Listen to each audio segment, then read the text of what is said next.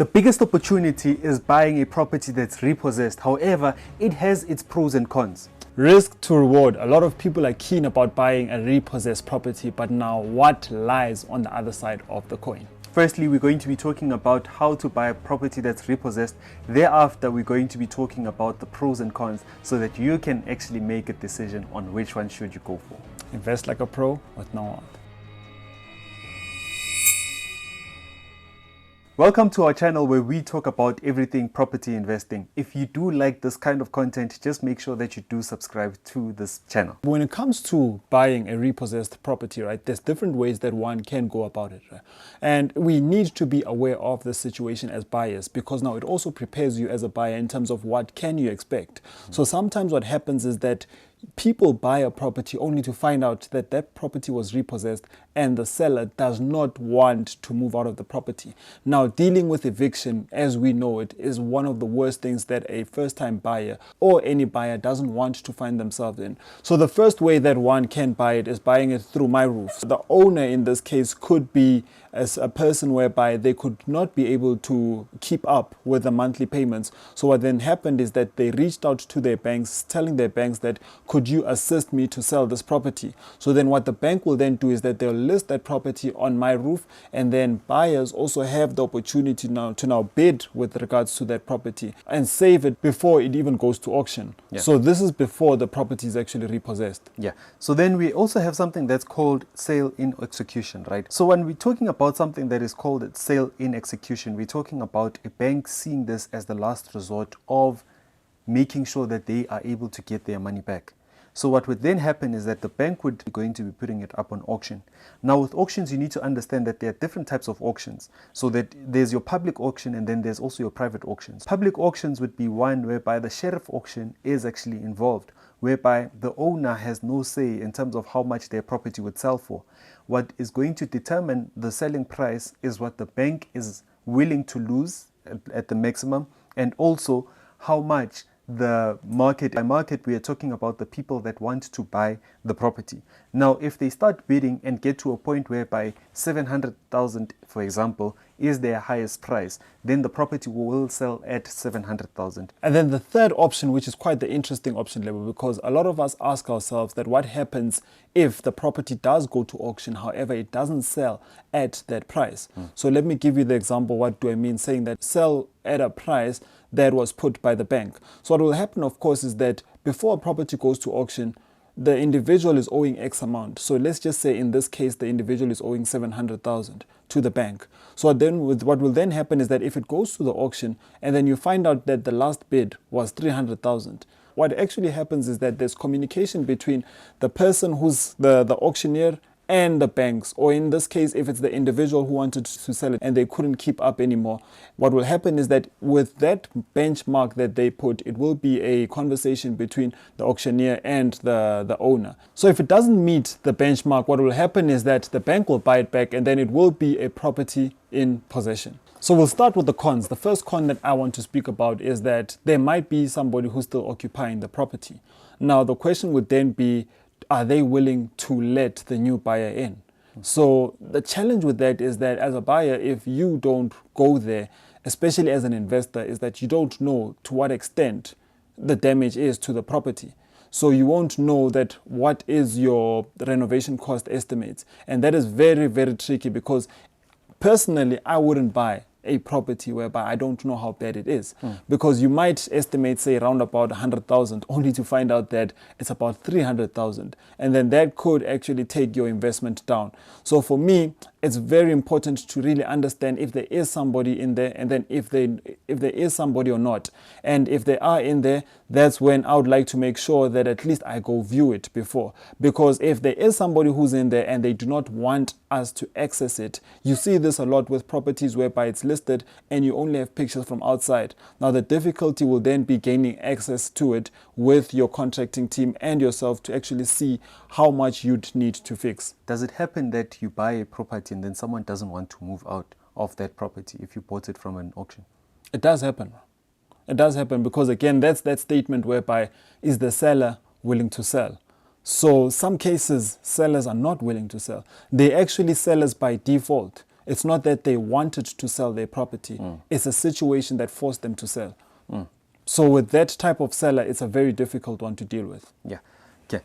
So the next one, right, it flows directly with what you're saying right now in terms of the seller doesn't want to move out of the property and doesn't allow you to view the property. Then you do not know what you're actually dealing with. Now remember, every property that you are buying through an auction, you're buying voetstoots. So what voetstoots basically means is that you found the property like this, you are going to be getting it at this condition. So if the property has cracks, if the property, there's some windows that are not there, if there is no geyser on the property, then chances are you are going to be getting it like that. So now that's a common trend when you're looking at properties that are sold through auctions, that these properties will be sold as it is. So the owner won't be putting in any work on the property. Yeah. Now, sometimes when we go to voetstoots, there's also a condition whereby you are buying the property with the problems that come with the property, right? So say for instance, if there is a tenant and that tenant had a lease agreement and they have this voetstoots agreement or clause, and then that tenant is actually paying you on a monthly basis. Now, that person does still have the right to live in the property if they still under the lease conditions, right? So if the lease says that they are there for the next 12 months and then they still paying you on a monthly basis, that person still has the right because you signed the property voetstoots, which ultimately means that you bought the property with the tenant. I mean, Lewu, that's best case scenario. What happens to the worst case if the tenant wasn't even paying at all? Worst case scenario is that you have somebody that is living in your property and they do not want to pay anything. Yeah. So now in such cases, you then have to file for eviction of that particular tenant. And then if they do not want to move out of your property, you'd have to take the legal route of evicting that person, which means that you'd need to consult your lawyer. It's a whole process, bro. Lewu, that's second best case scenario. What happens if, because a lot of people when they're thinking about voetstoots, right, they're only thinking that what I see there. What happens to the municipal bill? Because sometimes it does happen, like the situation that we come from, whereby the gent was owing about R1 million to the municipal. You're right. So a property can't be transferred to the next person if the property doesn't have a clearance certificate, right? So clearance certificate basically tells the new owner that the person doesn't owe on their water or rates and taxes statement, right?